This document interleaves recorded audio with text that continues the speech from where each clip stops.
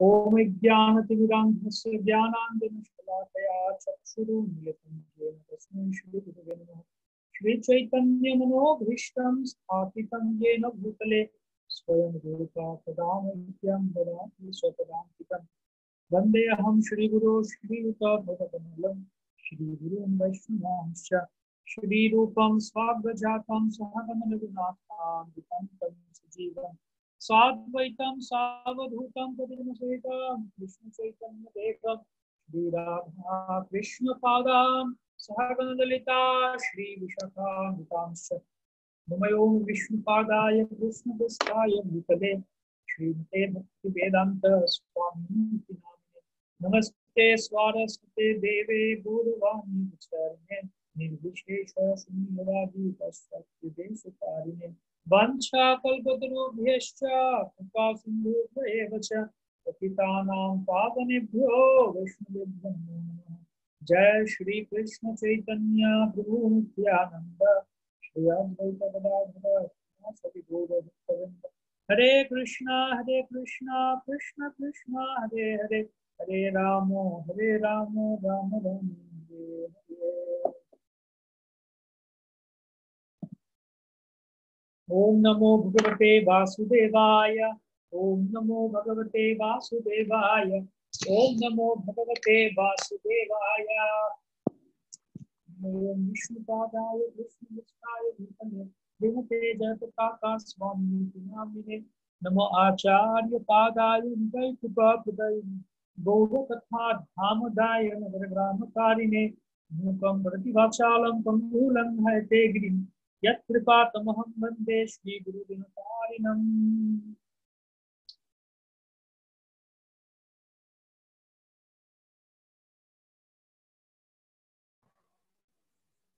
Sound ठीक नहीं प्रभु जी।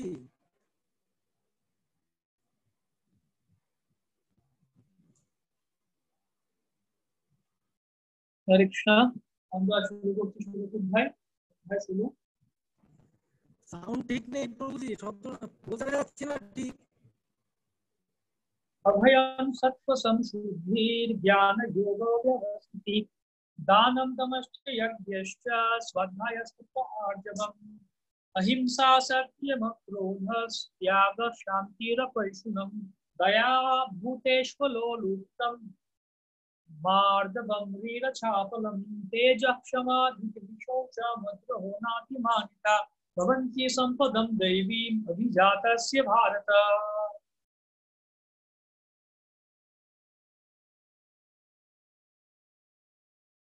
दम्भो दर्पोऽभिमानश्च क्रोधः पारुष्यमेव च अज्ञानं चाभिजातस्य पार्थ सम्पदमासुरीम् दैवी संपद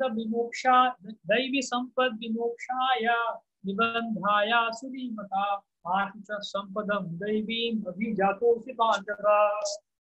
दो भूत सर्गो लोकेऽस्मिन् दैव आसुर एव च दैव विस्कर्षः प्रोक्त आसुरं पार्थ मे शृणु। प्रवृत्तिं च निवृत्तिं च जनानो विदुरासुरः न शौचं नापि चाचारो न सत्यं तेषु विद्यते असत्यमप्रतिष्ठन्ते जगदाहुरनीश्वरम् अपरस्परसम्भूतं किमन्यत् कामहैतुकम् एतां दृष्टिमवष्टभ्य नष्टात्मानोपभूतयः प्रभवन्त्योग्रकर्माणः क्षयाय जगतो हिताः काममाश्रित्य दुष्पूरं दम्भमानमदान्वितः मोहात् गृहीत्वा स्वग्रहान् प्रवर्तन्ते शुचिव्रतः चिन्तामपरिमेयां च प्रलयान्तामुपाश्रितः कामो गोभृतपरमा एतावदिति निश्चिताः आशापाशशतेर्बद्धा कामक्रोधपरायणाः ईहन्ते कामभोगार्थम् अन्यायेनार्थसञ्चयान् इदमद्य मया लब्धमिमं प्राप्स्ये मनोरथम् इदमस्तीदमपि मे भविष्यति पुनर्धनम् असो मया हतः शत्रुर्हनिष्ये चापदानपि ईश्वरोऽहमहं भोगी सिद्धोऽहं बलवान् सुखी अद्योभिजनवानस्मि कोऽन्यस्ति सदृशो मया यक्षे दास्यामि मोदिष्य इत्यज्ञानो विमोहिताः अनेक चित्त विभ्रांता मोहजाल समावृताः प्रसक्ताः कामभोगेषु पतन्ति नरकेषु च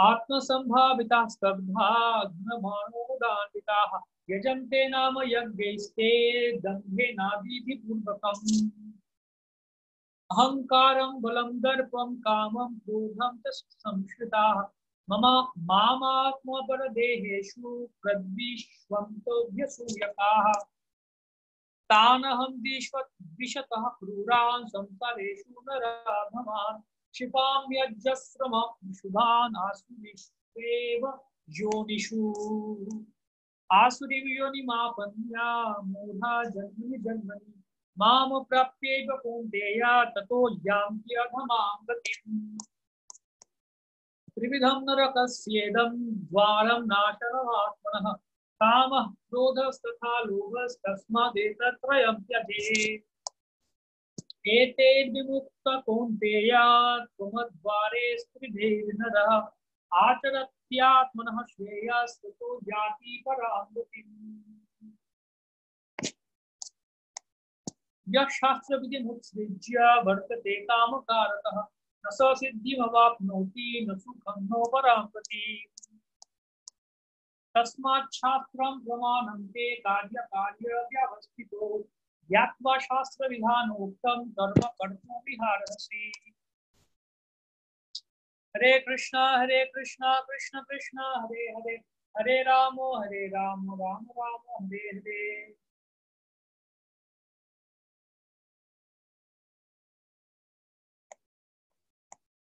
श्री भगवान कहिलेन अभयम सत्य संसिद्धि ज्ञाने अवस्थान दान मोह दमो जप्त्वा शांतायो तपान सरलता सत्य अहिंसा ओ क्रोधो त्याग शांति दया आर परनिंदा रोधो अलोलुपता मृदुता तेजो चपल समाधृति शौच बार्योद्रोह सफल अभिमान शून्यता से 26 गुण সম্পদ সে হয় তার যার দৈবিক জনম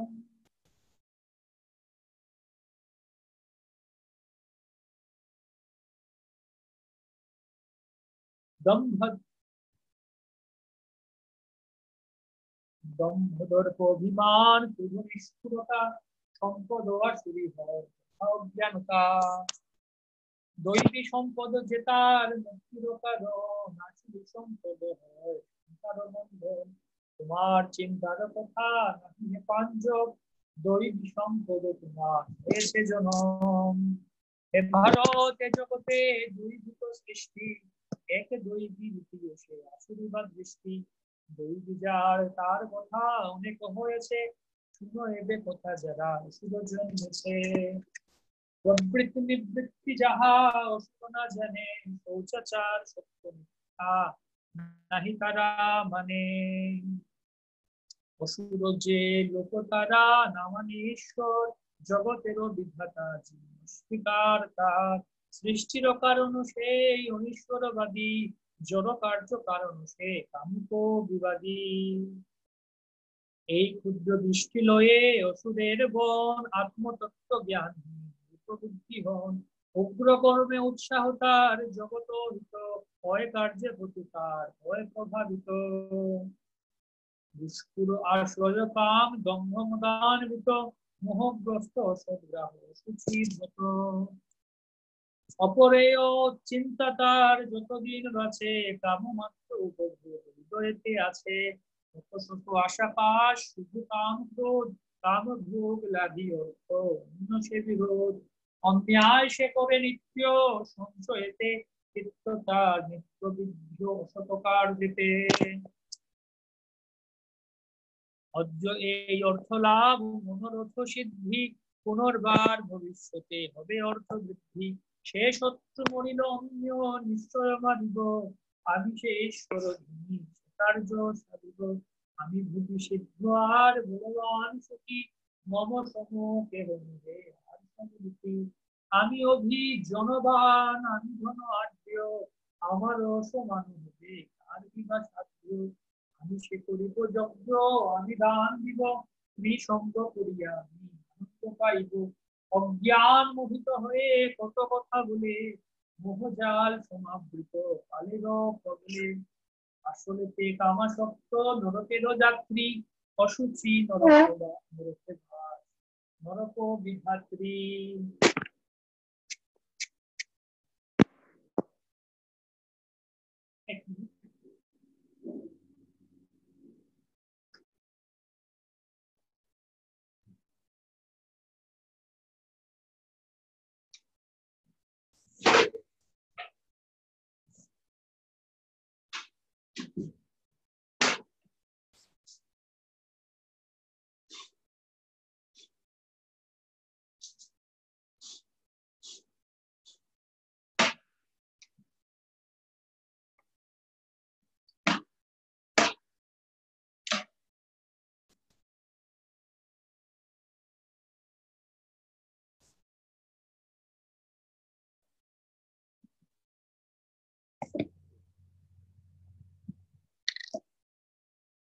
আত্মসম্ভা বিতমান ধনিতেয় নম্র মদান্বিত সুদোষে সর্বদা বিনম্র।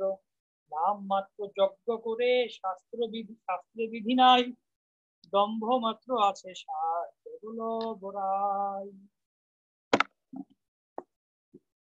অহংকার বলকা দর্প কাম ক্রোধাশ্রয় আমার অসম্পর্কে দেহে বেশ সে করো। অসুয়ার বসে চিন্তা সকর অপরে সাধুর গুণকে দোষ কিংবা নিন্দা করে। সেই সে বিদ্বেষী ক্রূর নরাধম গুণে নিত্য সে ক্ষেপণ করি সংসার গহনে।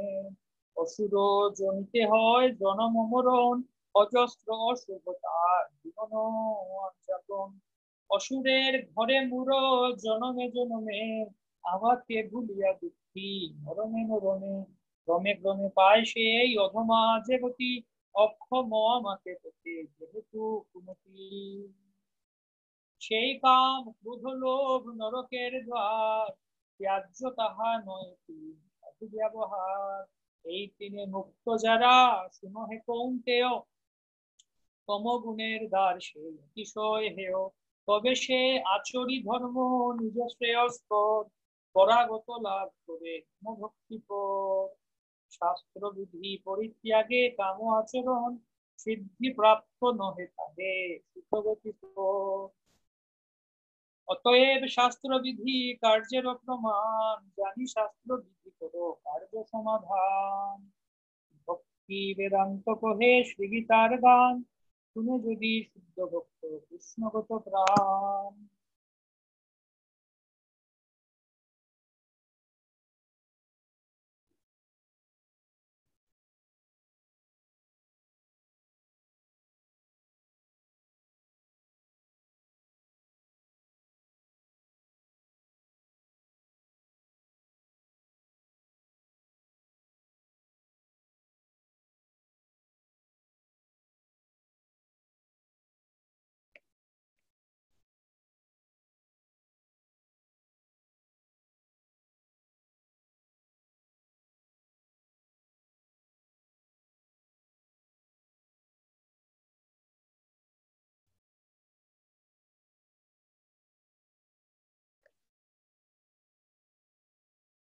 আমরা 16 অধ্যায় শুরু করছি। দৈবাসুর সম্পদ বিভাজ্য।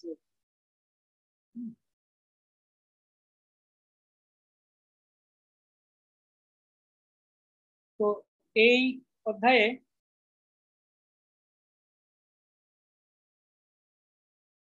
যারা আসরিক গুণগুলি অর্জন করে এবং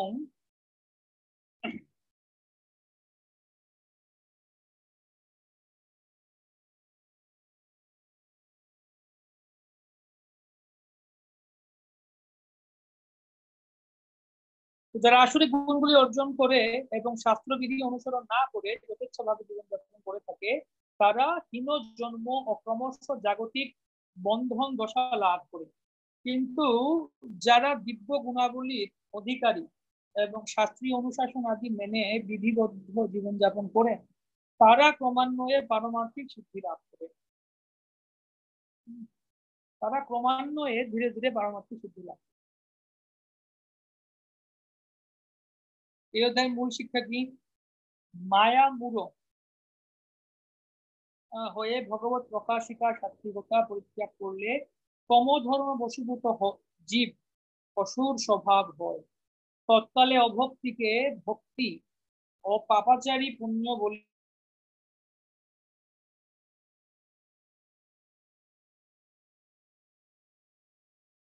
প্রাপক, নিরয় মানে হচ্ছে নরক, নিরয় প্রাপক আসুর স্বভাব পরিত্যাগ পূর্বক শাস্ত্রীয় শ্রদ্ধা সহকারে ভক্তি ধর্ম পালন করাই কর্তব্য। সেই অসুর ধর্ম নিরয় প্রাপক যাকে বলা হচ্ছে সেটা পরিত্যাগ করে ভক্তি ধর্ম পালন করাই কর্তব্য।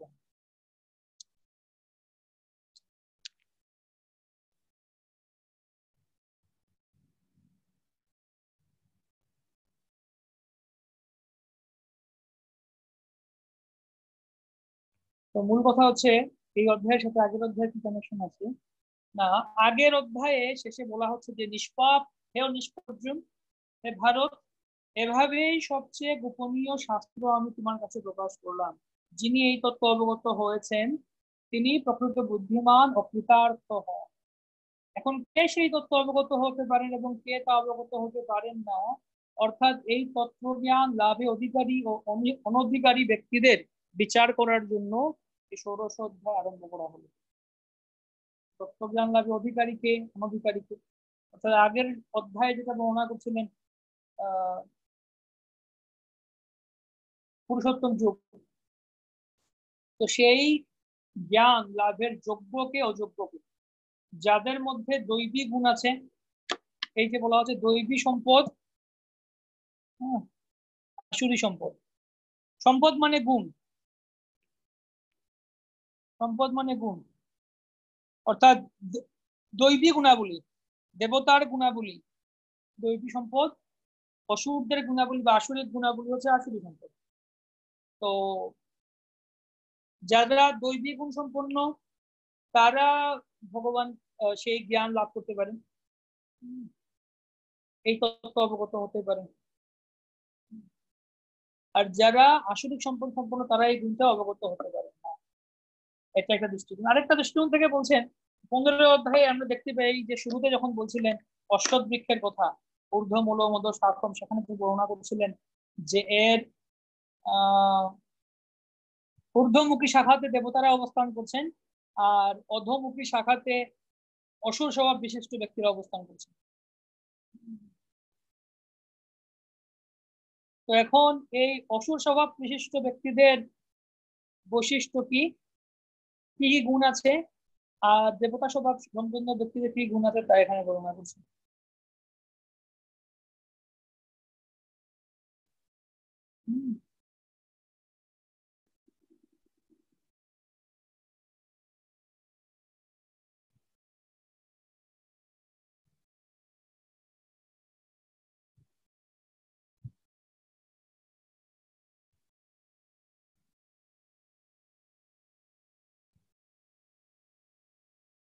এই হচ্ছে দৈবাসুর সম্পদ বিভাজ্য। তো আসুর স্বভাবের কথা বর্ণনা করবেন সাপ্তাহিক 20 অধ্যায় মূলতই প্রথমে দৈবিক গুণাবলী বর্ণনা করবেন, তারপরে আসুরিক গুণাবলী বর্ণনা করবেন।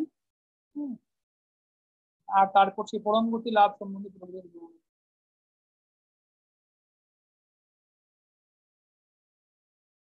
হুম,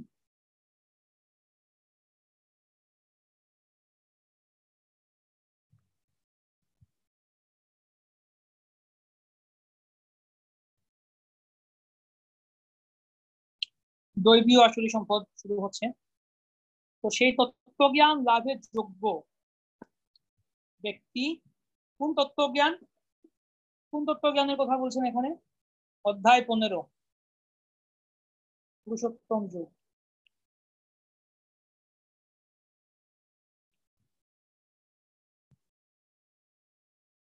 পুরুষোত্তম যুগ বা পুরুষোত্তম যুগের যে জ্ঞানটা আছে, সেই পুরুষোত্তম যুগের জ্ঞানটা জানার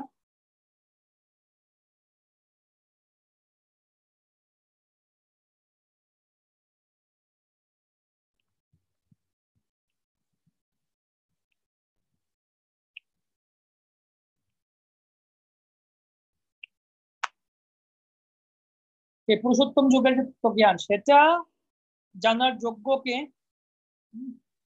বা অধিকারী কারা, গুণগুলি কি কি, তিনটি শ্লোকে বলছেন। তো কি সেটি? দৈবী সম্পদ, ভারত, ভয় শূন্যতা, ভয় শূন্যতা, সত্তার পবিত্রতা, পারমার্থিক জ্ঞানের অনুশীলন, দান, আত্মসংযম, যজ্ঞ অনুষ্ঠান, বৈদিক শাস্ত্র অধ্যয়ন, তপশ্চর্যা, সরলতা, অহিংসা, সত্যবাদিতা, ক্রোধ শূন্যতা, বৈরাগ্য, শান্তি, অন্যের দোষ দর্শন না করা, সমস্ত জীবে দয়া, লোভহীনতা, মৃদুতা, লজ্জা, অচপলতা, তেজ, ক্ষমা, ধৈর্য, শৌর্য, মাৎসর্য শূন্যতা, অভিমান শূন্যতা। এই সমস্ত গুণগুলি দিব্যভাব সমন্বিত ব্যক্তিদের মধ্যে দেখা যায়। এই সমস্ত গুণগুলি দিব্যভাব সমন্বিত ব্যক্তিদের মধ্যে দেখা যায়।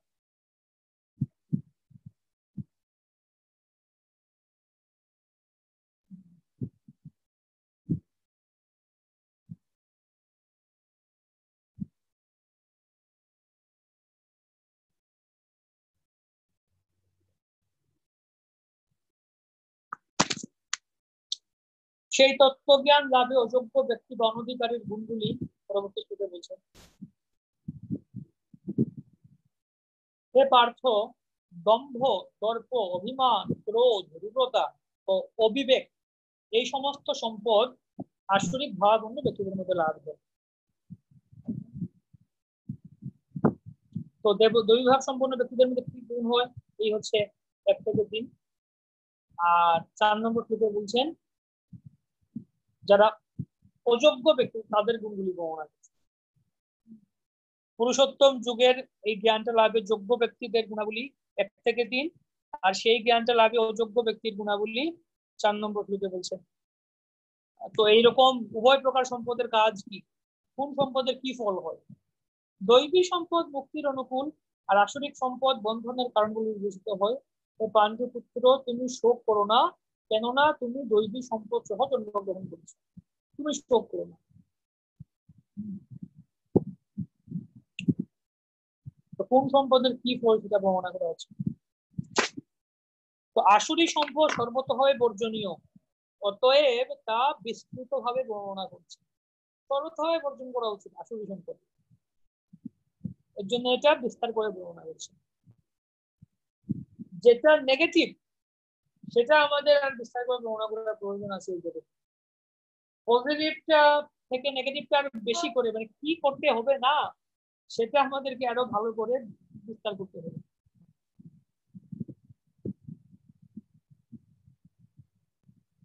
আসুরি সম্পদের বর্ণনা দিচ্ছেন। হে পার্থ, এই সংসারে দৈব ও আসরিক এই 2 প্রকার জীব সৃষ্টি হয়েছে।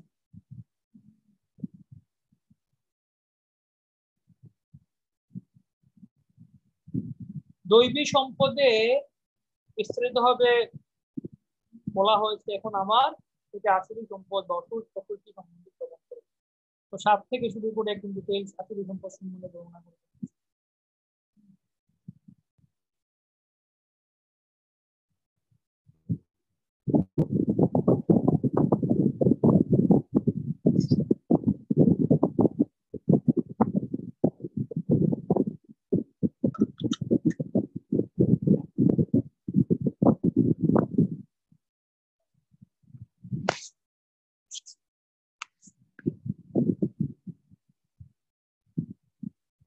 পরমেশ্বর ভগবান বললেন যে হে ভারত,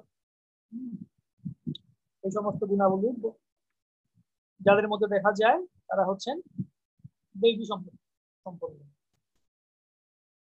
তো 15শ অধ্যায়ের শুরুতেই অশ্বত্থ বৃক্ষের বর্ণনা দেওয়া হয়েছিল।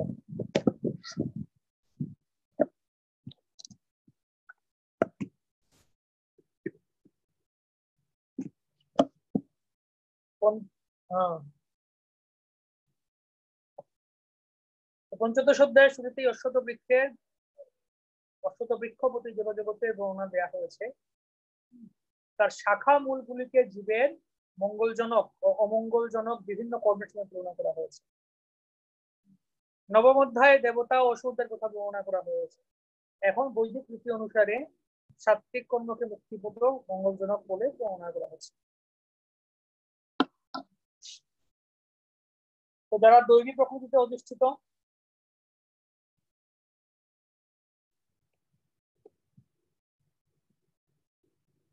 তারা মুক্তির পথে অগ্রসর হন। পক্ষান্তরে যারা তামসিক, রাজসিক ও তামসিক কর্ম করবে তাদের পক্ষে মুক্তি লাভের কোনো সম্ভাবনা নেই। অবস্থান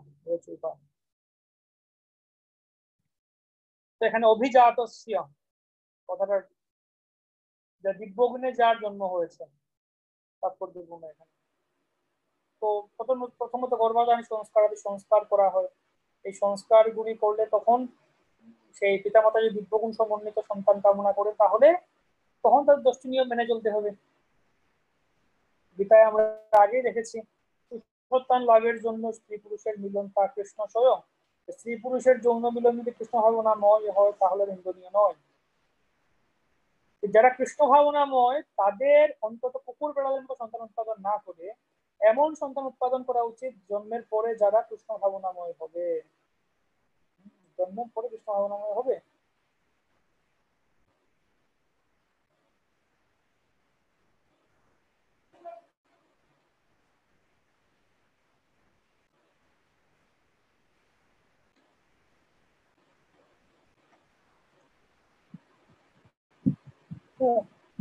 দিব্যগুণের বর্ণনা করছেন যা দিব্য জ্ঞান লাভের পথে মানুষকে এগিয়ে নিয়ে যায়।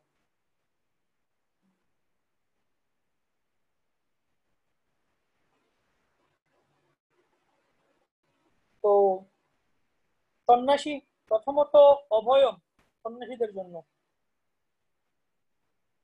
একটা বলছেন। প্রথমত সন্ন্যাসী হচ্ছে শীর্ষস্থানীয় সমাজের সকল শ্রেণীর গুরু বলে বর্ণনা করা হয়েছে। ব্রাহ্মণকে ক্ষত্রিয়, বৈশ্য, শূদ্র সমাজের 3টি বর্ণের গুরু বলে গণ্য করা হয়। তো সন্ন্যাসী যিনি সমাজের সর্বোচ্চ শীর্ষে অধিষ্ঠিত তিনি ব্রাহ্মণদেরও গুরু। তাই সন্ন্যাসীর প্রথম যোগ্যতা হচ্ছে ভয় শূন্যতা। তবে যেহেতু বলা হচ্ছে এখানে সন্ন্যাসী ব্রাহ্মণদেরও গুরু, তার মানে কি স্বভাবতই সন্ন্যাসী মানেই তাকে ব্রাহ্মণিকাল হতে, তাকে ব্রাহ্মণ সব বিশিষ্ট হতে হবে। সন্ন্যাসী মানেই ব্রাহ্মণ, অবশ্যই ব্রাহ্মণ ছাড়া অন্য তো সন্ন্যাস হতে পারবেন না। আমরা চৈতন্য ভাগবত পড়ছিলাম,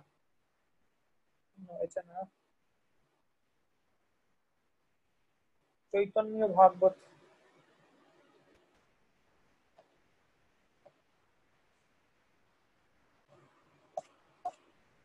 ভাগবত আদিল্লা প্রথম শ্লোকে আজ আনুলম্বিত ভুজৌ কনকাবদাত প্রথম শ্লোক। তো সেই শ্লোকের টিকাতে ভক্তি সিদ্ধান্ত সরস্বতী ঠাকুর লিখছেন বিশ্বম্ভরৌ দ্বিজবরৌ, এই যে কথাটা লিখছেন দ্বিজবরৌ কথার মানে কি? দ্বিজ শব্দে সাধারণত সংস্কার বিশিষ্ট ব্রাহ্মণ, ক্ষত্রিয়, বৈশ্যকে বুঝালেও দ্বিজবর শব্দের স্থলে আচার্য লীলা অভিনয়কারী ব্রাহ্মণ বেশি প্রবুদ্ধকে বুঝাইতেছে। ক্ষত্রিয় ও বৈশ্যের চতুর্থাশ্রম না থাকায় একমাত্র ব্রাহ্মণেরই তুর্যাশ্রম বিহিত, তজ্জন্য ব্রাহ্মণই আশ্রম বিচারেও দ্বিজবর নামে যোগ্য। এই যে কথাটা বলছেন এখানে, এমনকি ক্ষত্রিয় এবং বৈশ্যের চতুর্থ আশ্রম, তুরীয় যেটা আশ্রম আছে সন্ন্যাস আশ্রমটা ক্ষত্রিয় এবং বৈশ্যের নেই, না থাকায় একমাত্র ব্রাহ্মণেরই তুর্যাশ্রম বিহিত। ব্রাহ্মণ মাত্রই তুর্যাশ্রম মানে সন্ন্যাসকে বোঝানো হচ্ছে, একমাত্র সেই ব্রাহ্মণেরাই সন্ন্যাস আশ্রম গ্রহণ করতে পারে।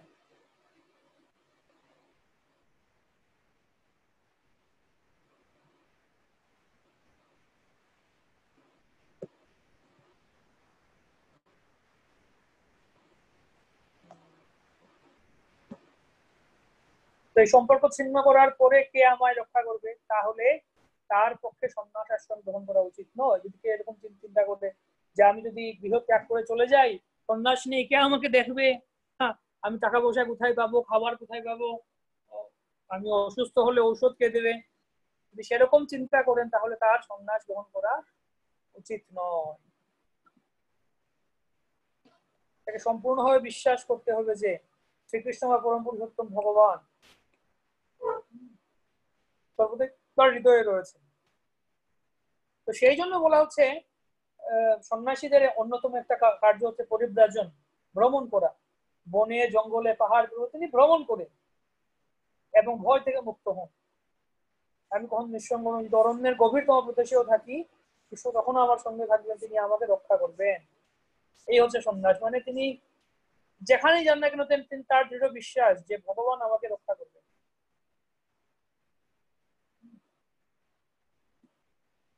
এই দৃঢ় বিশ্বাসকে বলা হয় অভয়ম বা ভয় শূন্যতা। অভয়ম সত্য সংশুদ্ধি।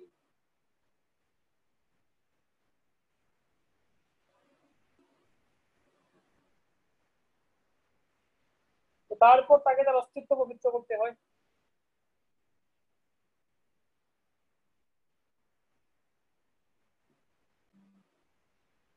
প্রথমত হচ্ছে অভয়ম। অভয়টা, সন্ন্যাস মানে অবশ্যই অভয়ম প্রয়োজন, না হলে হবে না। আর তারপরে হচ্ছে সত্য সংশুদ্ধি। সন্ন্যাস জীবনে অনেক পালনীয় বহু নিয়ম আছে।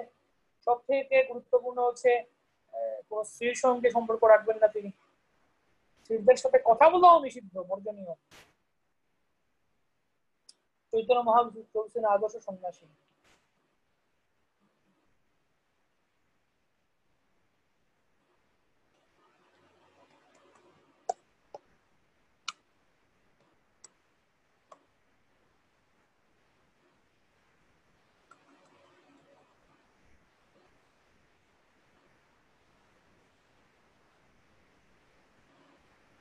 তো মহাপ্রভু সেরকম কঠোর নিয়ম পালন করতেন স্ত্রীদের সাথে মেলামেশার ব্যাপারেও। কিন্তু কোনো কারণবশত যেমন ছোট হরিদাসের ক্ষেত্রে তিনি বলছেন, ছোট হরিদাসের ক্ষেত্রে কঠোর স্ট্রিক্ট, সেই আমাদের যা আলোচনা করছিলাম ছোট হরিদাসের সাথে কয়েকদিন আগে দিলা।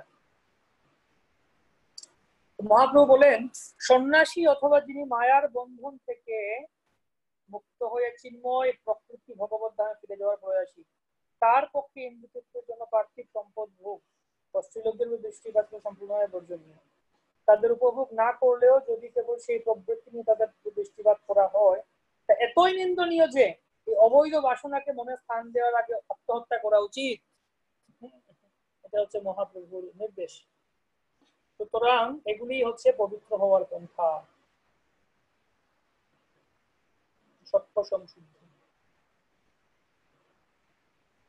পরবর্তী বিষয়টি হচ্ছে জ্ঞান ও যোগ ব্যবস্থিতি, জ্ঞানের অনুশীলনে নিযুক্ত হওয়া।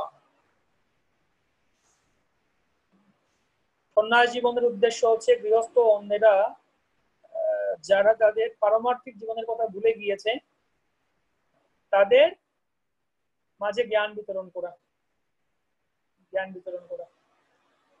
সন্ন্যাসীরা জীবন ধারণের জন্য দ্বারে দ্বারে গিয়ে ভিক্ষা করেন এবং সেই দিব্য জ্ঞান প্রদান করেন। এই অর্থে তারা ভিখারী। দিব্য স্তরে অধিষ্ঠিত পুরুষের একটি গুণ হচ্ছে দৈন্য, এবং সেই দীনতার বশবর্তী হয়ে সন্ন্যাসী দ্বারে দ্বারে গমন করেন। ঠিক ভিক্ষার উদ্দেশ্য নয়, গৃহস্থদের কাছে গিয়ে তাদের কৃষ্ণ ভাবনামৃত জাগিয়ে তোলা, সেটি হচ্ছে সন্ন্যাসীর ধর্ম। সেটি সন্ন্যাসীর ধর্ম। ভিক্ষা করার জন্য যান না তিনি দ্বারে দ্বারে সবার কাছে, শুধুমাত্র ভিক্ষা করার জন্য, সেটা উদ্দেশ্য না। উদ্দেশ্য হচ্ছে সবাই কৃষ্ণ ভক্তি প্রচার করে, এটা হচ্ছে মূল উদ্দেশ্য।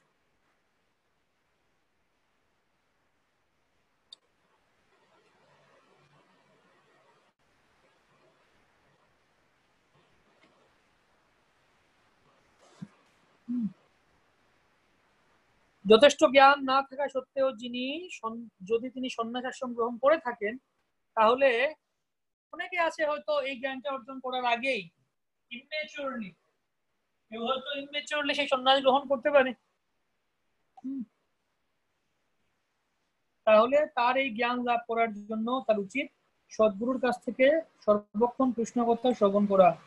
সন্ন্যাসীর উচিত অভয় হয়ে সত্য সংশুদ্ধি লাভ করে জ্ঞান যোগ্য অধিষ্ঠিত হওয়া। সন্ন্যাসীর উচিত।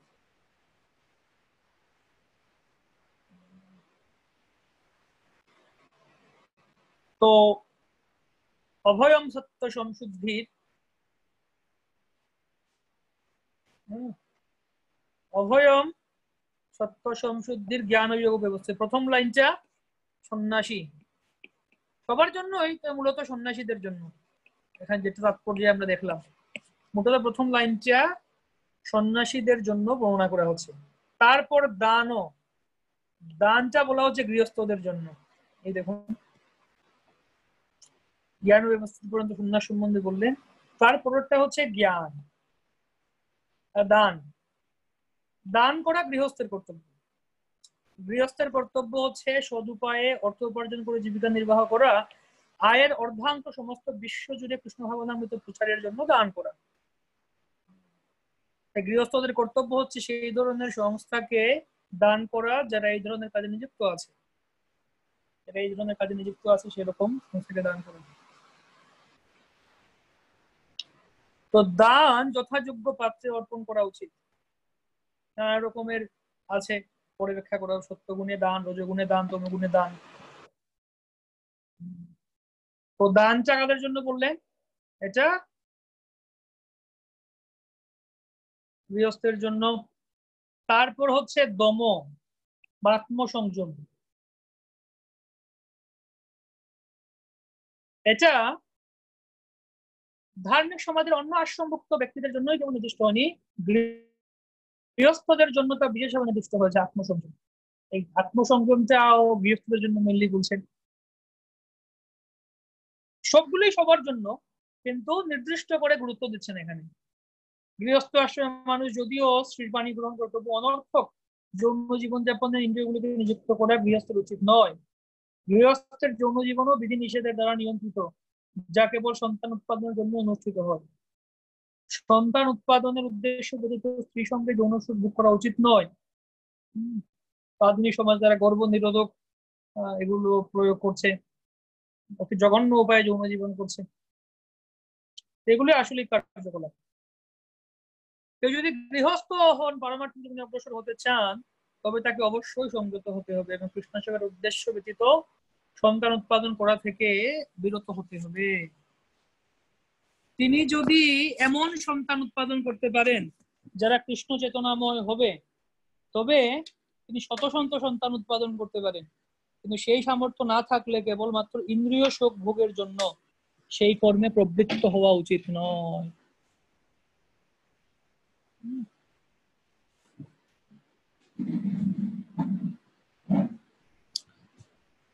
তারপরে যজ্ঞ। যজ্ঞটা হচ্ছে আরেকটা কাজ যা গৃহস্থদের অনুষ্ঠান করা উচিত, কারণ যজ্ঞ করাতে প্রচুর অর্থের প্রয়োজন হয়। যজ্ঞ করতে গেলে অনেক টাকা প্রয়োজন হয়।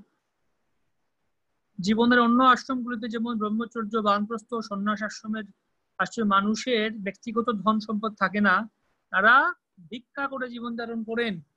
সুতরাং বিভিন্ন ধরনের যজ্ঞ অনুষ্ঠান করা গৃহস্থের কর্তব্য কর্ম। তাদের উচিত অগ্নিহোত্র আদি যে সমস্ত যজ্ঞ করার নির্দেশ দেওয়া হয়েছে বৈদিক শাস্ত্রে, তা অনুষ্ঠান করা। আজকালকার যুগে এই ধরনের যজ্ঞ করা অত্যন্ত ব্যয় সাপেক্ষ এবং কোনো গৃহস্থদের পক্ষে তা সম্ভব না। তো সেই জন্য শ্রেষ্ঠ হচ্ছে হরিনাম সংকীর্তন। তাই তারা হরিনাম সংকীর্তনের জন্য এই যজ্ঞটা কম খরচের, সেই জন্য তারা অর্থ ব্যয় করতে পারে। এই দান, দম, যজ্ঞ এগুলি হচ্ছে, এই তিনটি হচ্ছে গৃহস্থের অনুষ্ঠান। তো আমরা কি পেলাম এ পর্যন্ত?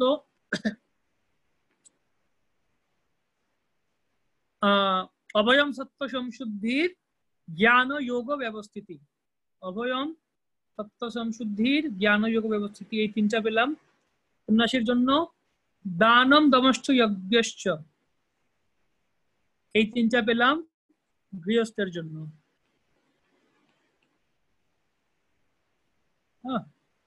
তারপরে স্বাধ্যায়স্তপার্জবম,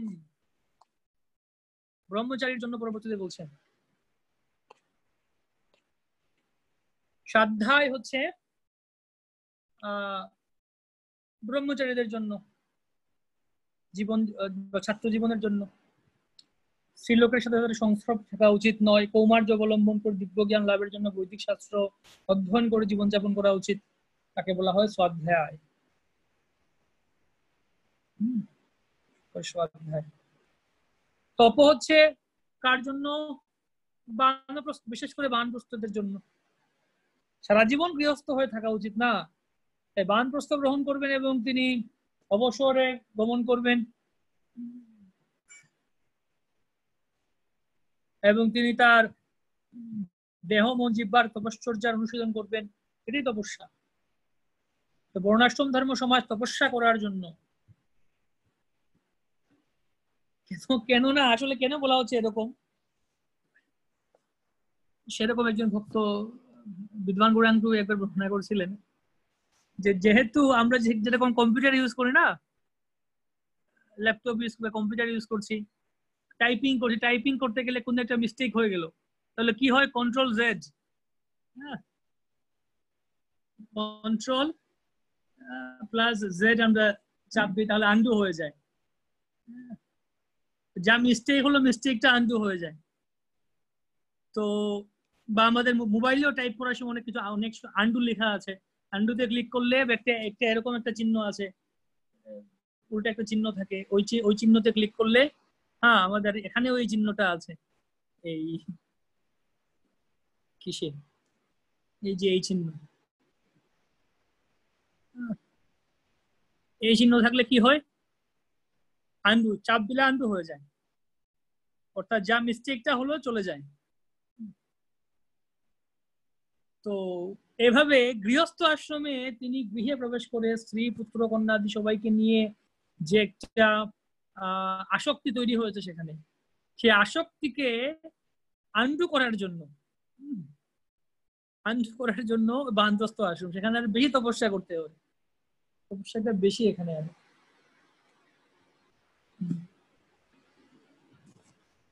তপস্যা ছাড়া কোনো মানুষ মুক্তি লাভ করতে পারে না।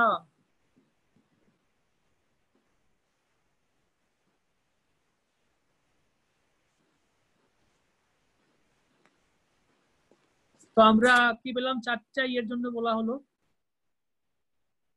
স্বাধ্যায়টা হচ্ছে ব্রহ্মচারী, আর তপটা হচ্ছে বানপ্রস্থ।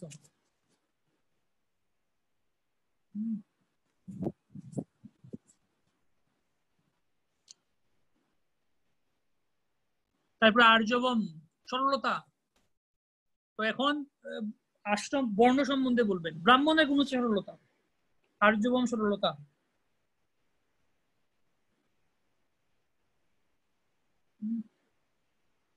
তো এটা ব্রাহ্মণের গুণ, তা সে যেই আশ্রমেই হোক না কেন, সকল আশ্রমে এটা ব্রাহ্মণের গুণ। সে ব্রাহ্মণ হয়তো ব্রহ্মচারী থাকতে পারেন, ব্রাহ্মণ হয়তো গৃহস্থ থাকতে পারেন, যাই হোক সরল থাকবেন তিনি। অহিংসা, জীবের ক্রমোন্নতি রোধ না করা, অহিংসা করা।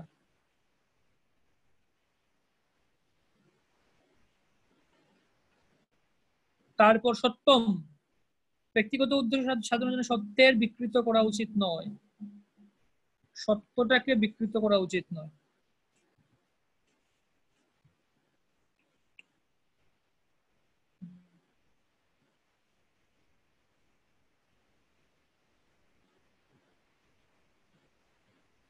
এবং অক্রোধ, ক্রোধ দমন করা, ক্রোধের উদ্রেক হলে সহিষ্ণু হয়ে দমন করতে হবে, কারণ একবার ক্রুদ্ধ হলে সমস্ত শরীর কলুষিত হয়ে যায়, এই ক্রোধকে দমন করতে হবে। অপৈশুনম, অন্যের দোষ দর্শন না করা। রি মানে হচ্ছে বিনয়ী হওয়া। তেজ শব্দটি ক্ষত্রিয়ের জন্য, ক্ষত্রিয়ের কাজ হচ্ছে দুর্বলকে রক্ষা করা।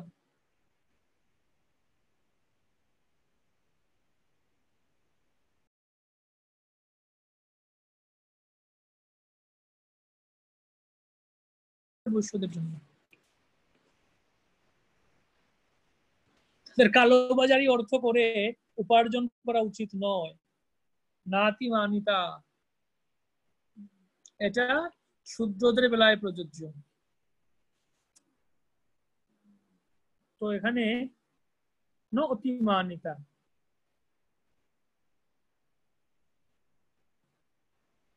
তো যদি এখানে আমরা বিচার করি,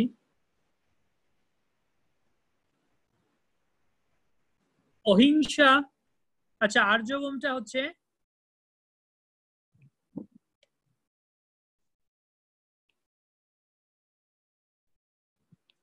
ব্রাহ্মণ,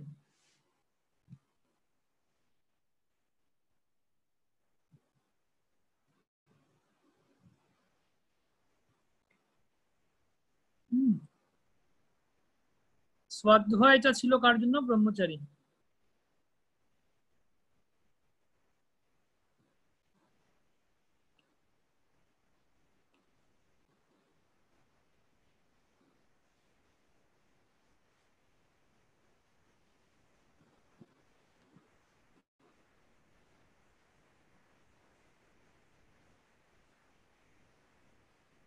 ব্রহ্মচারীর জন্য। আর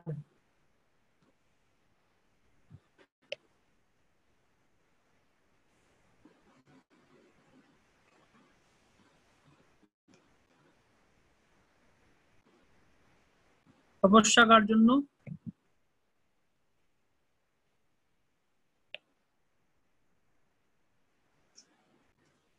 বানপ্রস্থ।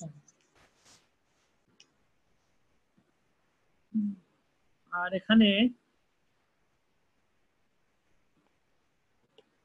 অহিংসা সত্যম ক্রোধা ক্রোধস্ত্যাগ শান্তির অপরিসনম। তো এটা মেইনলি ক্ষত্রিয়ের জন্য ইঙ্গিত করা হচ্ছে।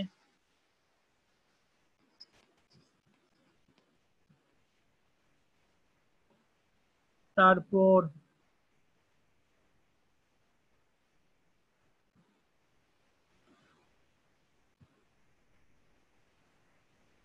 এগুলো এতটুকু পর্যন্ত না। তেজ ক্ষমা ধৃতি, ধৃতি পর্যন্ত।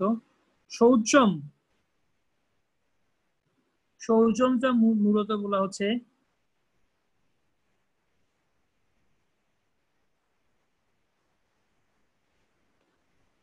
শৌচমটা হচ্ছে মূলত বৈশ্য। আর আবার নাতি মানে হচ্ছে শূদ্র।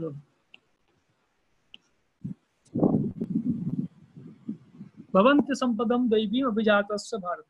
তার মানে এমন না যে বাকিগুলো শুধুমাত্র শূদ্ররা শুধু নাতিমানি বা ব্রাহ্মণরা শুধুমাত্র আর্যবমিত দেখবে, বাকিগুলো দেখবে না। না, সবগুলি সবার জন্য আচরণীয়, কিন্তু একটা বিশেষ গুণ ব্রাহ্মণদের মধ্যে আর্যবম বা ষোলটা সব থেকে বেশি। ক্ষত্রিয়ের মধ্যে এই যে তেজ ও ক্ষমাধৃতি সব থেকে বেশি। হ্যাঁ, শূদ্রের মধ্যে শৌচটা সব থেকে বেশি থাকা উচিত। বিশেষ করে এদের এদের হয় সব থেকে বেশি, না হয় এরিয়া অফ ইমপ্রুভমেন্ট, যাকে যা আমরা বলতে পারি এরিয়া অফ ইমপ্রুভমেন্ট, যেটা ডেভেলপ করা উচিত, উন্নতির ক্ষেত্র।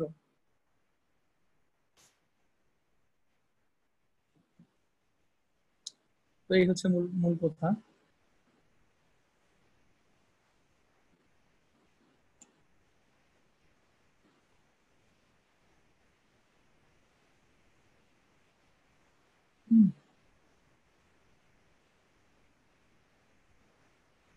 এই 26টি গুণের কথা বর্ণনা করা হচ্ছে, তার সবকটি হচ্ছে দিব্য গুণাবলী, এবং সমাজে এদের অনুশীলন করা উচিত।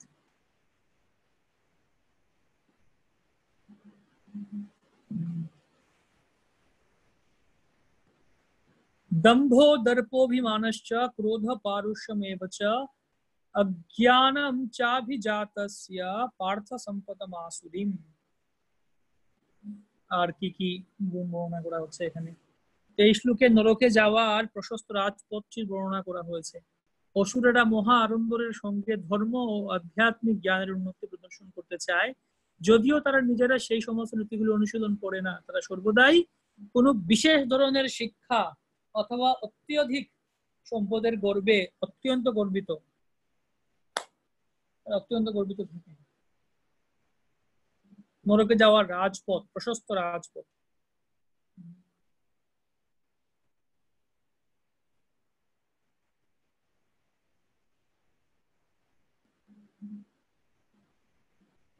এগুলো তাদের মধ্যে বিকশিত হয়ে থাকে, যতই তারা বড় হয় ততই তারা এই সমস্ত গুণাগুলি প্রকাশিত হয়ে থাকে। তারপর পঞ্চম শ্লোকে বর্ণনা করা হচ্ছে, তো এই দৈবী সম্পদগুলি মুক্তির অনুকূল, আসরিক সম্পদগুলি বন্ধনের কারণ। দৈবীগুলি মুক্তির অনুকূল, আসরিক গুলি হচ্ছে বন্ধনের কারণ। আসরিক গুণে যে অর্জুনের জন্ম হয়নি সে কথা বলে কৃষ্ণ তাকে এখানে উৎসাহিত করছেন। সেই যুদ্ধে তার জড়িয়ে পড়ার কোনো আসরিক কারণ আসরিক ছিল না, কারণ তিনি সপক্ষ বিপক্ষ যুক্তির গুলি বিবেচনা করে দেখছিলেন।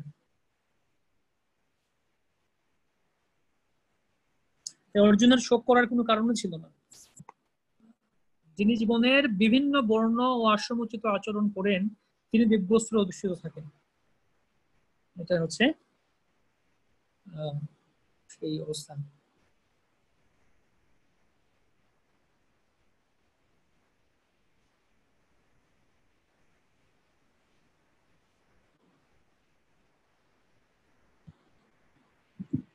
আসরিক সম্পদের বর্ণনা করছেন আরো, যে এই সংসারে দৈব ও আসরিক এই দুই প্রকার জীবের সৃষ্টি হয়েছে, বিস্তারিত বলা হচ্ছে।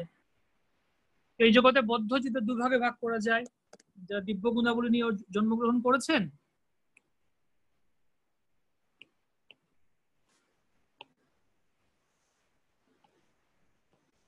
তারা নিয়ন্ত্রিত জীবন যাপন করেন, অর্থাৎ তারা শাস্ত্র, সাধু, গুরু ও বৈষ্ণবদের নির্দেশ মেনে চলেন। প্রামাণ্য শাস্ত্রের আলোকে কর্তব্য অনুষ্ঠান করা উচিত, এই মনোবৃত্তিকে বলা হয় দিব্য। যারা শাস্ত্র নির্দেশিত বিধিনিষেধ অনুসরণ না করে তাদের নিজেদের খেয়াল খুশি মতো আচরণ করেন তাদের বলা হয় আসরিক, তাদেরকে আসরিক বলা হচ্ছে।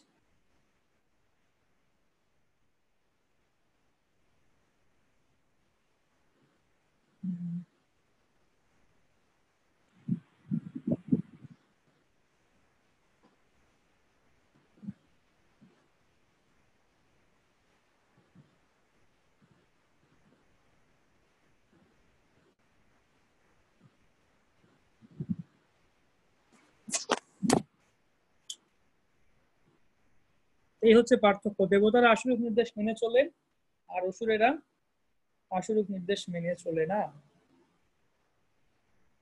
কি হচ্ছে পার্থক্য?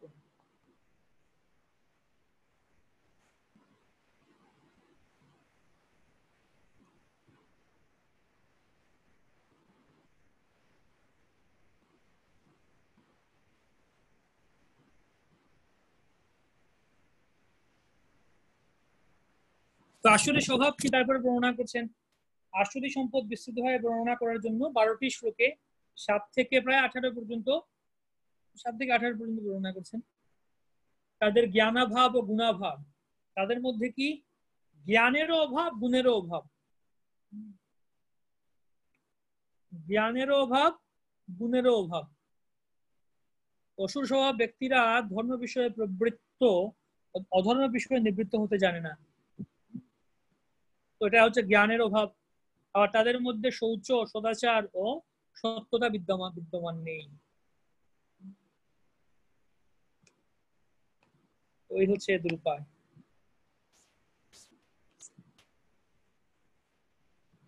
জ্ঞানও নেই, গুণও নেই। তাদের মত কি? তাদের মত বলছেন আসরিক সিদ্ধান্ত। তারা এরকম বলে থাকে যে এই জগৎ মিথ্যা, অবলম্বনহীন, ঈশ্বর শূন্য, কাম বশত এই জগৎ উৎপন্ন হয়েছে এবং কাম ছাড়া আর অন্য কোনো কারণ নেই, সেরকম তারা বলে থাকে।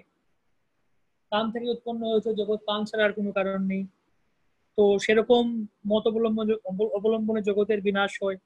এ প্রকার সিদ্ধান্তের প্রভাব কি? এই প্রকার সিদ্ধান্ত অবলম্বন করে আত্মতত্ত্ব জ্ঞানহীন, অল্প বুদ্ধি সম্পন্ন, উগ্রকর্মা ও অনিষ্ঠকারী অসুরেরা জগৎ ধ্বংসকারী কার্যে প্রভাব বিস্তার করে।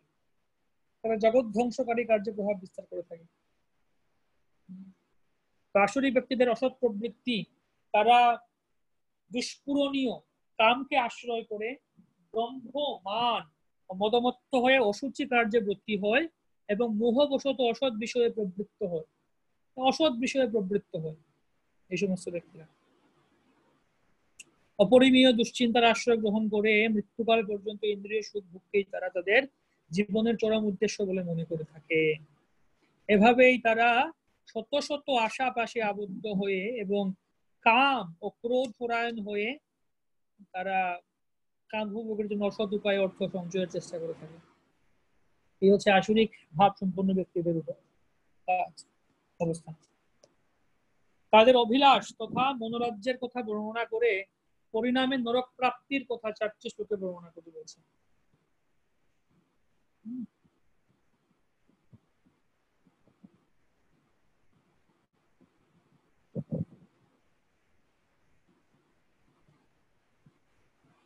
তো তাদের মনোরাজ্যের কথা বলছেন।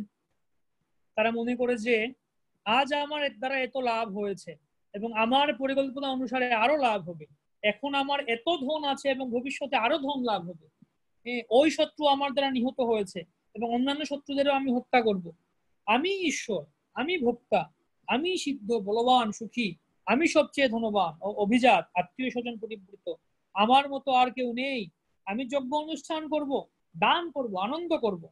এভাবেই অসুর স্বভাব ব্যক্তিরা অজ্ঞানের দ্বারা বিমোহিত হয়, নানা প্রকার দুশ্চিন্তায় বিভ্রান্ত হয়ে এবং মোহ জালে বিজড়িত হয়ে তারা কাম ভোগে আসক্ত চিত্ত সেই ব্যক্তিরা অসুচি নরকে পতিত হয়। অসুচি নরকে পতিত হয়। তো এই হচ্ছে এদের উপায়, এদের অবস্থা। আমি যজ্ঞ অনুষ্ঠান করব ইত্যাদি যে প্রকার অভিপ্রায়ের কথা বলা হয়েছে তা কেবল দম্ভ অহংকারকে অবলম্বন করেই হয়েছে, সাত্বিক নয়। এই অভিপ্রায়ে কৃষ্ণ পরবর্তী 2টি শ্লোক বলছেন। অভিধি পূর্বক যজ্ঞানুষ্ঠান সেই আত্ম অভিমানী অনম্র ও ধনমানে মদান্বিত ব্যক্তিরা অভিধি পূর্বক দম্ভ সহকারে নামমাত্র যজ্ঞের অনুষ্ঠান করে থাকে। নামমাত্র যজ্ঞ অনুষ্ঠান করে। অবিধি পূর্বকতা বিস্তৃতভাবে বলছেন।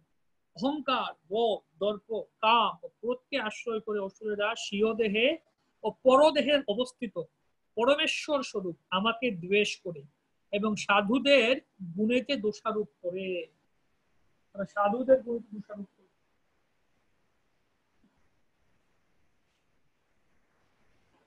তো পরবর্তী 2টি শ্লোকে বর্ণনা করছেন যে এই আসরিক স্বভাব সম্পন্ন ব্যক্তিদের আসরিক স্বভাব থেকে কখনো বিচ্যুতি হয় না, তাদের কখনো আসরিক স্বভাব থেকে বিচ্যুতি হয় না। সেই বিদ্বেষী ক্রূর ও নরাধমদের আমি এই সংসারে অশুভ আসুরি জনিতে অবহিত নিক্ষেপ করি, তাদের ক্রমশ অধগতি প্রাপ্তি এই কুন্তেও জন্মে জন্মে অসুর জন্য প্রাপ্ত হয়ে সেই মূঢ় ব্যক্তিরা আমাকে লাভ করতে অক্ষম হয়ে তার থেকে অধমগতি প্রাপ্ত হয়, তার থেকে অধমগতি প্রাপ্ত।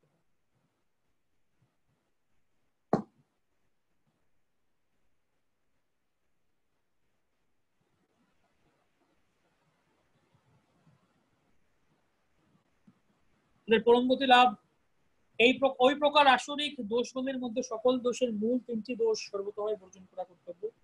কথা বলছেন নরকের 3টি দ্বার কাম, ক্রোধ ও লোভ, এই 3টি নরকের দ্বার, অতএব ওই 3টি পরিত্যাগ করবে। কাম, ক্রোধ, লোভ, এই 3টি পরিত্যাগ করবে। ওই দোষত্রয় ত্যাগে কি ফল হয়, এই 3টি পরিত্যাগ করলে কি হবে? এই 3 বার থেকে মুক্তি হলে মানুষ আত্মার সে আচরণ করেন এবং তার ফলে পরাগতি লাভ করে থাকেন। যারা শ্রদ্ধালু ব্যক্তিরই সেও লাভ হবে। যে শাস্ত্রবিধি পরিত্যাগ করে কামাচারে বর্তমান থাকে সে সিদ্ধি সুখ অথবা পরাগতি লাভ করতে পারে না। শাস্ত্রবিধি পরিত্যাগের ফল কি 23 নম্বর ঢুকে বলছেন। তারপর ফল কথা, শাস্ত্রই হচ্ছে প্রমাণ, অতএব কর্তব্য ও কর্তব্য নির্ধারণে শাস্ত্রই তোমার প্রমাণ। অতএব শাস্ত্রীয় বিধানে কথিত হয়েছে যে কর্ম তা জেনে তুমি সেই কর্ম করতে যোগ্য হো, সেই কর্ম করো তুমি, এটাই তোমার প্রমাণ।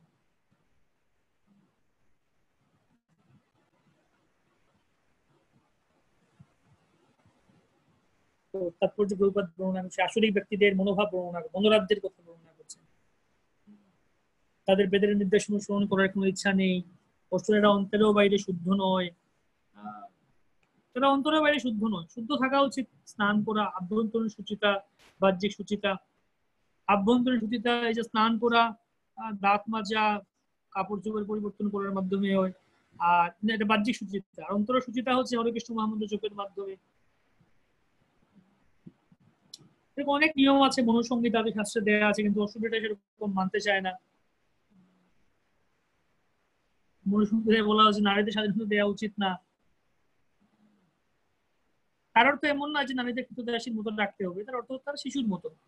শিশুদের স্বাধীনতা দেওয়া হয় না, তার অর্থ এই নয় যে তারা কৃতদাসীর মতো রাখা হয়। আমরা এটাকে ভুল বুঝি, ভুল ব্যাখ্যা করি।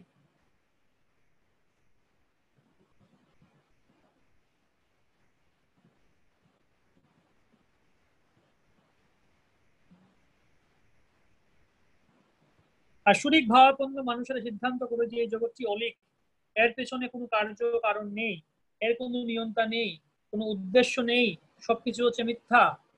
তারা বলে যে ঘটনা চক্রে জড় পদার্থের ক্রিয়া ও প্রতিক্রিয়ার ফলে বিশ্ব ব্রহ্মাণ্ড প্রকাশিত হয়েছে। বিশেষ উদ্দেশ্য নিয়ে যে ভগবান জগৎ সৃষ্টি করেছেন তারা তা মনে করে না। তারা নিজেদের কতগুলি মতবাদ, মন গড়া মতবাদ তৈরি করছে।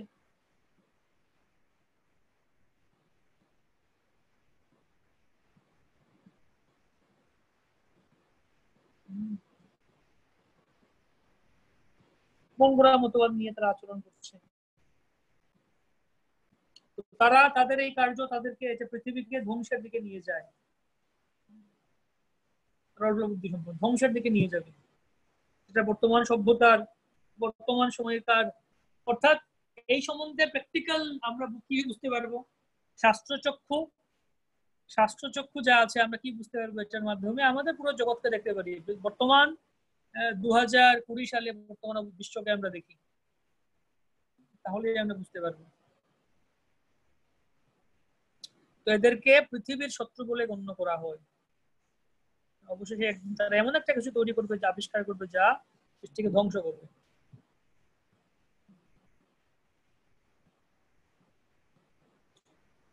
দুষ্পুর আশ্রয় কাম দম্ভ মদান্বিত মোহগ্রস্ত অসৎ গ্রাহ শুচিব্রত, তাদের পরবর্তী ইয়েগুলি বলা হচ্ছে। তো তারা এরকম মন করা হবে, মন্ত্র তৈরি করবে, কীর্তন করবে, এবং তারা আরো বেশি বেশি যৌন সুখ জনসম্পদ সঞ্চয়ের প্রতি আকৃষ্ট হবে। অশুচিব্রতাহা, তারা কেবলমাত্র মদ, স্ত্রীলোক, মাংসাহার, জুয়া খেলার প্রতি আসক্ত। এগুলো তাদের অভ্যাস। এই হচ্ছে তাদের অবস্থা, তাদের উপায়। তাদের একমাত্র জীবনের লক্ষ্য হচ্ছে ইন্দ্রিয় সুখ ভোগ করা, এবং মৃত্যু পর্যন্ত তারা এই ভাবধারা পর্যন্ত যতদিন, বিশেষ করে দেখবেন যত বর্তমান অবস্থায় বয়স 60 হচ্ছে 65 তখন তারা নতুন নতুন কোম্পানি খুলে। বিশেষ করে একজন বক্তব্য দিল আমেরিকাতে এরকম অবস্থা, তারা এটা চিন্তাই করে না যে আমি মরবো কদিন পর। বয়স 60-70 হচ্ছে তখন নতুন একটা নতুন ব্যবসা শুরু করবে, নতুন করে জীবন শুরু করবে, চিন্তা করবে, নতুন বিজনেস করবে, নতুন কোম্পানি করবে, নতুন এই করবে সেই করবে, সারা জীবন।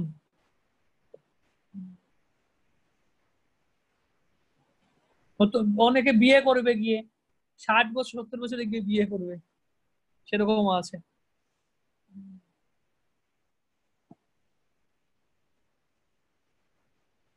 প্রভা একজনের কথা বলছেন, মৃত্যুর সময় ডাক্তারকে বলছেন যে আমার আয়ুকালটা একটু বাড়িয়ে দিন, 4 বছর বাড়িয়ে দিন, না আমার প্ল্যান গুলি পরিকল্পনা পূর্ণ হয়নি এখন।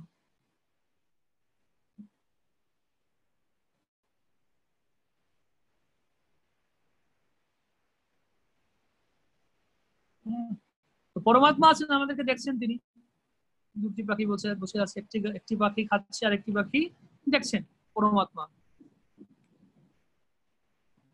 তিনি দেখছেন আমাদের। তারপর 13 থেকে 16 পর্যন্ত বলতে তাদের মনোরাজ্যের কথা। আমার এতটুকু পেলাম, আরো চাই, আমার শত্রুদেরকে হত্যা করব, তাদের মনোভাব বর্ণনা করলেন এখানে ডিটেলস।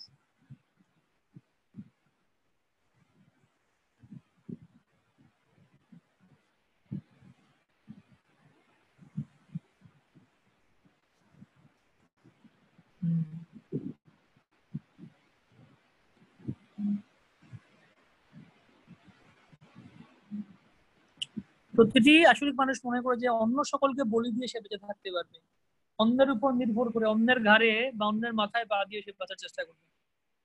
এদের অবস্থা। রাবণ ছিল এর উদাহরণ। শ্রেষ্ঠ উদাহরণ, যে স্বর্গে সিঁড়ি বানাতে চেয়েছিল, সিঁড়ি দিয়ে পৌঁছে যাবো ওখানে আমরা। তো তারা কখনো কখনো এরকম যজ্ঞ অনুষ্ঠান করে নামমাত্র দম্ভ সহকারে লোক দেখানোর জন্য বড় অনুষ্ঠান করবে, নাম যজ্ঞ করে, ভাগবত কথা করবে, আয়োজন করবে তাদের বাড়িতে, তাদের এলাকায়, সবাইকে ডেকে আনবে, অনেক টাকা খরচ করবে, এগুলো শুধুমাত্র ওই ইয়ের জন্য আর কি।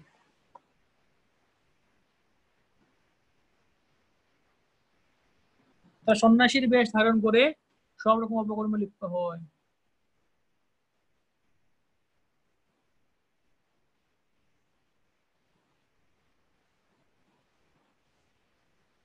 অহংকার, বল, দর্প, কাম, ক্রোধকে আশ্রয় করে তারা স্বীয় দেহ ও পরদেহে অবস্থিত পরমেশ্বর স্বরূপ আমাকে দ্বেষ করে, সাধুদের গুণ দোষারোপ করে। এই হচ্ছে তাদের অবস্থা। তাদের তথাকথিত জোরের প্রতিষ্ঠা, তাদের সঞ্চিত সম্পদ, শক্তি, সামর্থ্য, এগুলি হচ্ছে তাদের এই মনোভাবের কারণ।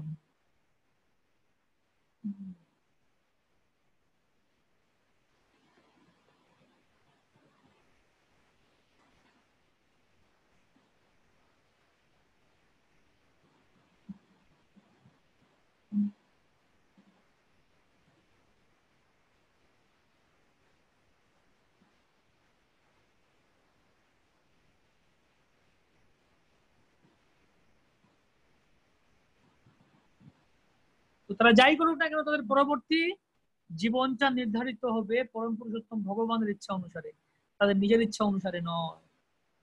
তাই পশু পাখি কীট পতঙ্গ হয়ে তারা জন্মগ্রহণ করবে, নরকে যাবে, যেটা নরক সম্বন্ধে দেখছি 28 রকম নরকের বর্ণনা।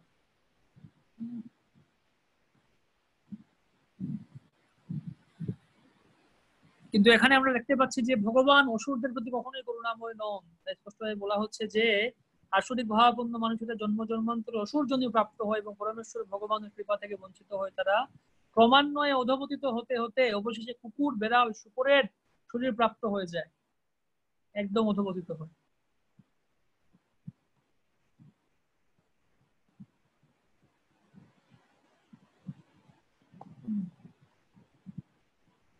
ভগবান কাউকে ঘৃণা করেন না, ভগবান সবাইকেই, সবার অসুরদেরও কৃপা করেন। কেউ প্রশ্ন করতে পারে এখন যে যদি ভগবান কেন অসুরদের প্রতি কৃপাপরায়ণ হন না, কেন আমরা বলছি ভগবান কৃপাময়, কৃপালু, অসুরদের কৃপা করছেন না কেন? ভগবান সবার প্রতি কৃপা করেন, এটাও কৃপারই প্রকাশ, তাদের প্রতি কৃপারই প্রকাশ, এবং কৃপা করেই হত্যা করেন তাদেরকে। তারপর কাম, ক্রোধ, লোভ, এই তিনটা নরকের দ্বার সম্বন্ধে বর্ণনা করা হচ্ছে। এটা ত্যাগ না করলে অবস্থা খারাপ, শেষ। এই তিনটি শত্রু এমন ভাবে আমাদেরকে ধরে রাখে যেন আমরা জগতের মধ্যে আর মুক্ত হওয়ার সম্ভাবনা থাকে না। তাই এগুলোকে আমাদের পরিত্যাগ করতে হবে, সতর্ক থাকতে হবে। কাম, ক্রোধ, লোভ, বৈদিক শাস্ত্রে ক্রিয়া প্রতিক্রিয়া সম্বন্ধিত যথাযথ কর্ম আচরণ করার নির্দেশ দেওয়া হয়েছে মানুষকে নির্মল জীবন স্তরে উন্নীত করার জন্য। সেই সমগ্র পন্থাটি সম্পূর্ণভাবে নির্ভর করছে কাম, ক্রোধ ও লোভ পরিত্যাগ করার উপর। কাম, ক্রোধ, লোভ পরিত্যাগ করার উপর।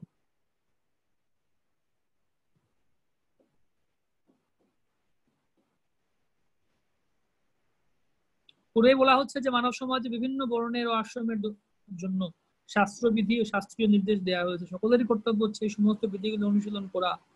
কেউ যদি সেই নির্দেশগুলি অনুশীলন না করে কাম, ক্রোধ, লোভের বশবর্তী হয়ে নিজের খেয়াল খুশি মতো জীবনযাপন করে কখনোই সিদ্ধি লাভ করতে পারবে না।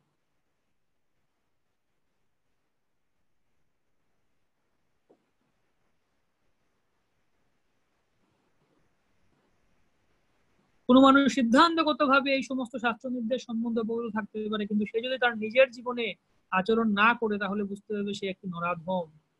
নরাধম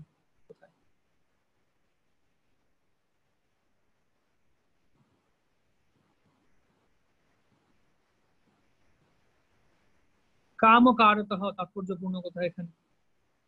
জ্ঞাত সারে মানুষ শাস্ত্রবিধি লঙ্ঘন করে কাম আচরণ করে, আচরণ তার শাস্তি যাতে পায়, খাম খেয়ালি আচরণ করে দণ্ডিত হয়।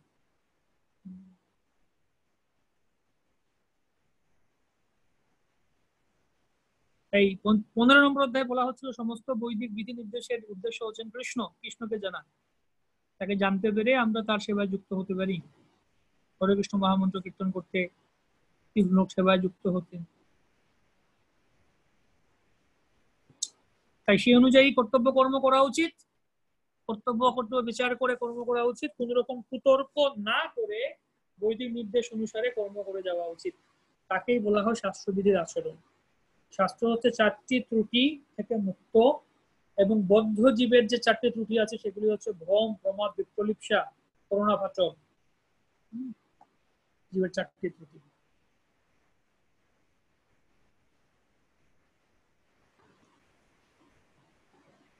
তো নির্বিশেষবাদী সবিশেষবাদী দুটি সম্প্রদায় রয়েছে।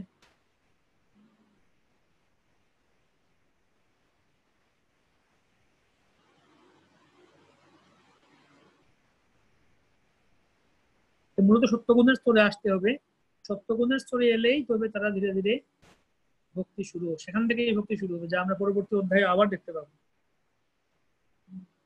পরবর্তী অধ্যায়ে আবার দেখতে পাবো। এক কথায় এই অধ্যায়টা কি, এই 16 নম্বর অধ্যায় হচ্ছে দৈবাসুর সম্পদ বিভাগ যোগ। তো মূলত এখানে অসুরদের সম্বন্ধেই বলা হচ্ছে বেশি। দৈব সম্পদ প্রথম 3টা শ্লোকে বলছেন, আর তারপর পুরো অধ্যায়টা অসুরদের সম্পর্কেই বলছেন। নেগেটিভ জিনিসেই ভরে গিয়েছে এই জগৎ।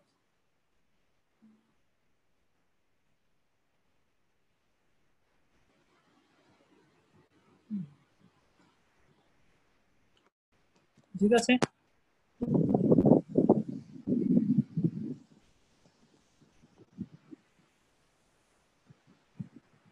প্রশ্ন আছে কারো?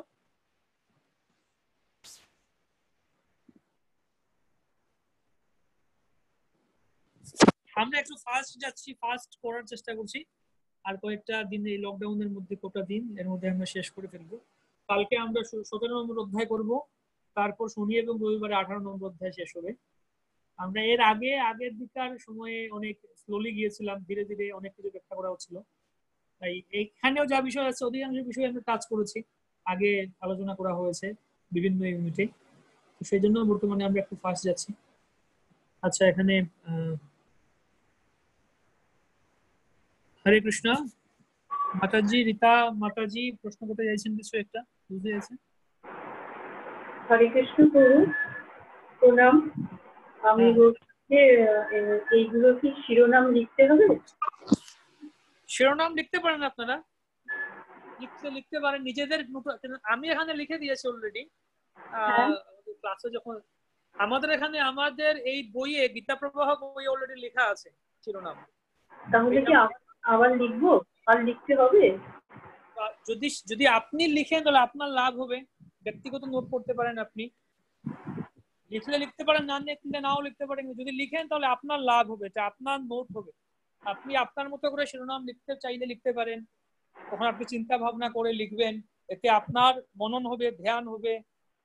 আপনি নিজে লিখলে আপনার লাভ হবে। তো এখানে আমি লিখে দিয়েছি যে প্রত্যেকটা শ্লোকে। সেটা আমি লিখে নিয়েছি। তো বলছি কি যে এটা কি সাবমিট করতে, আমি যদি লিখি সেটা কি সাবমিট করতে হবে না আমার কাছেই রেখে দেবো? আপনার কাছে রেখে দিন, আপনি আপনার ব্যক্তিগত নোট করুন, পার্সোনালি নোট করুন। ঠিক আছে, প্রণাম। ঠিক আছে, ঠিক আছে। হরে কৃষ্ণ। হরে কৃষ্ণ। ওকে, আর কোনো প্রশ্ন আছে কারো?